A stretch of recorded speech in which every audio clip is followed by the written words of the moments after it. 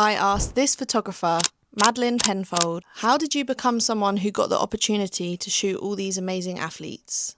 And here's what she said. Just before we get to the answer, I'd just like to say that picdrop have kindly sponsored this video. Okay, I have to start by saying that as somebody who does get to work with these amazing athletes, they are very high profile talent, and therefore the time you get with them is not very long for obvious reasons.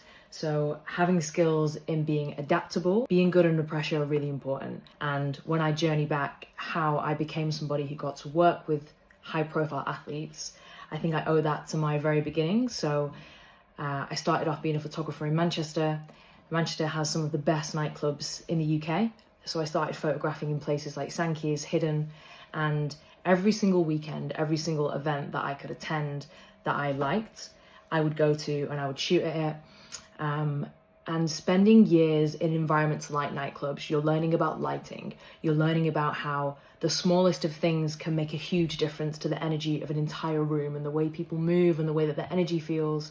And those are all things that I think translate and have stuck with me now to being on set in these high pressure situations that really you can go in with the best of plans, but ultimately what might happen on the day could change. So to come back to the question of how am I somebody who gets to work with these top level talent, starting off doing event photography, learning about shooting under pressure, learning about being in changing environments, analyzing lighting, loving being with people, loving being in different spaces, and literally shooting so many shots for years and years in clubs. And then one day I got a break. I worked my way up at a production company and I started to work in a studio. And it was when I got the job in a film studio that I got to learn about more controlled lighting and composing my own shoots. And because I had this big history in nightclub photography, I had a long contact list of DJs.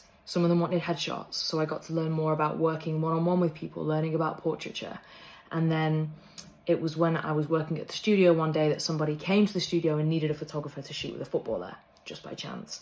I had a portfolio that was filled with event-based stuff, high-energy stuff, youth culture, and some kind of moody-looking portraits of DJs.